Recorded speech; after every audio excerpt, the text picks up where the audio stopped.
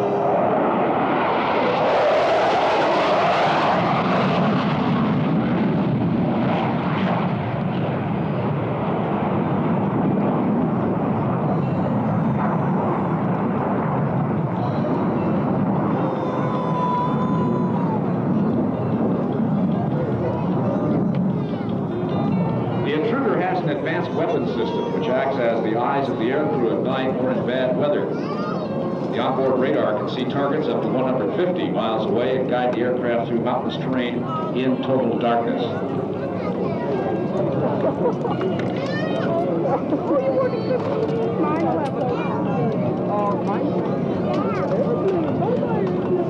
A high-speed computer communicates with the bombardier navigator to locate the point of attack, then uses the integrated laser to provide pinpoint accuracy in the weapon's delivery phase.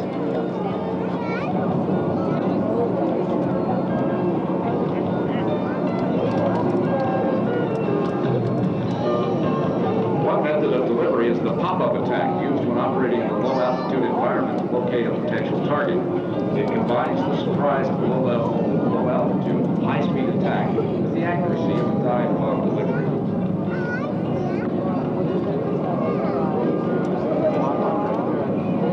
Ladies and gentlemen, from the left and high, the A6 pop-up attack.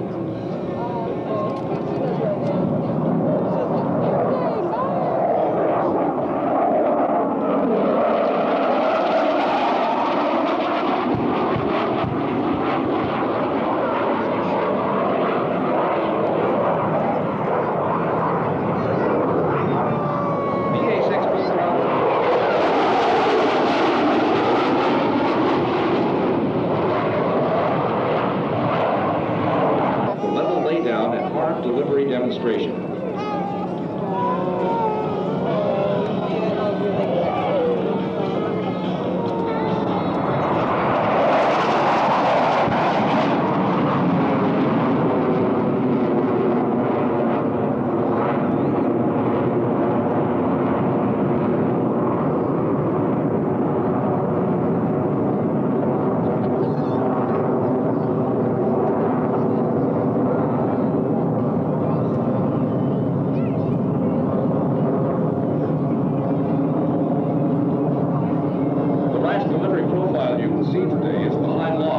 Demonstration begins with a high-speed, low-altitude approach. Our intruder aircrew pulls the aircraft into a one-half Q&A maneuver, releasing the weapons with the jet's nose nearly 60 degrees above the horizon.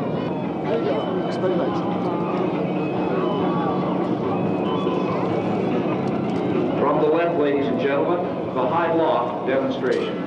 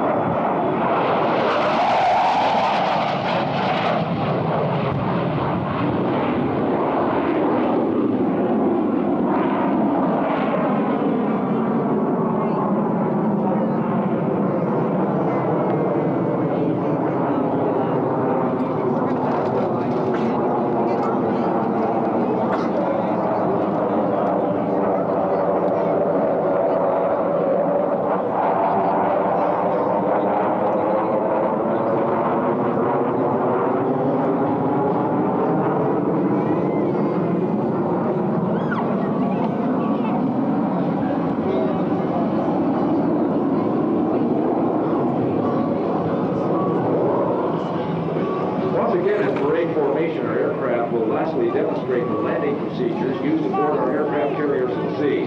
Carrier landing is one of the most demanding skills. It's been extended from beneath the tail of the aircraft as they commence their final approach. Normal approach speed for the A6B Prowler is approximately 140 miles per hour. The approach speed for the A6D Intruder is approximately 135 miles per hour.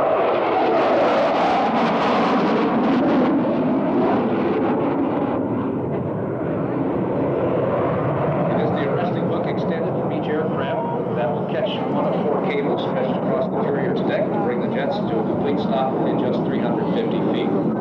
In the event that the deck is not ready to trap the next aircraft, the landing signal officer will direct the aircraft to go around for another attempt.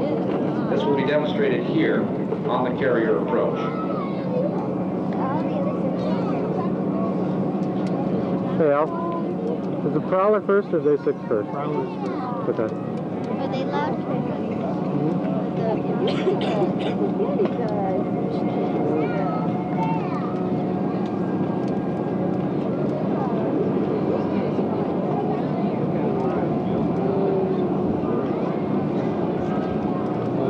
little bit of an overshoot.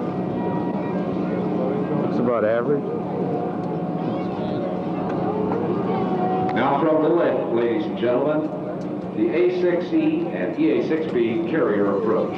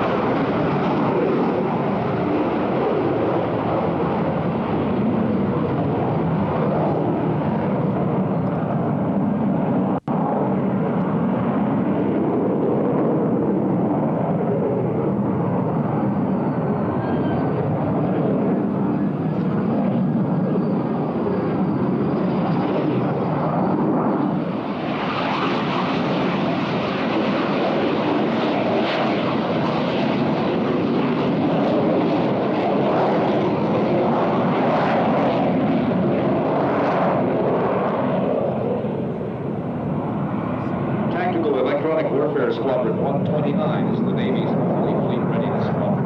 Attack Squadron 128 is the West Coast Fleet Readiness Squadron. The mission of these squadrons is to train and prepare trawler and intruder air crews for duty in fleet squadrons which deploy around the world. Both squadrons are stationed here at NAS Whidbey Island.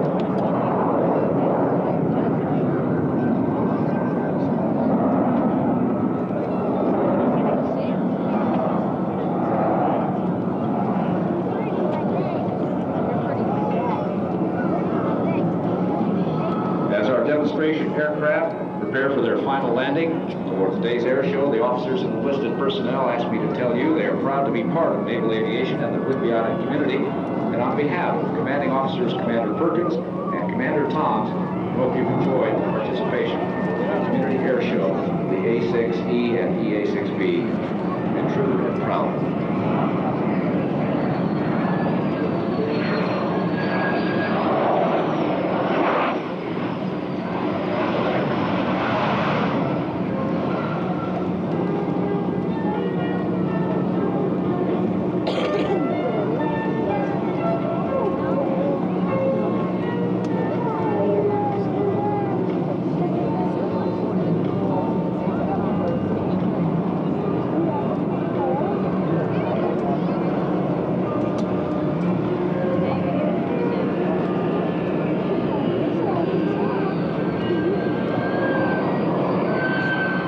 Ladies and gentlemen, your travels about the tarmac today, you're welcome to look around. There are several of these types of aircraft on display. You can get an up-close and personal look. In fact, the EA6B and the A6E Intruder are parked directly in front of the operations building. That's the building on the grassy knoll. And the air crews are standing by to tell you all about these airplanes. Now that our air crews, our demonstration air crews have landed, I'll direct your attention high and to your left, just beyond the tower they're building. You'll see the landing light aboard the C-141 Starlifter of the United States Air Force. Our crew today flying the demonstration at NAS Whidbey, a reserve crew from McCord Air Force Base, belonging to the 97th Airlift Squadron. And like the reserve forces here at Whidbey Island, they're spending their weekend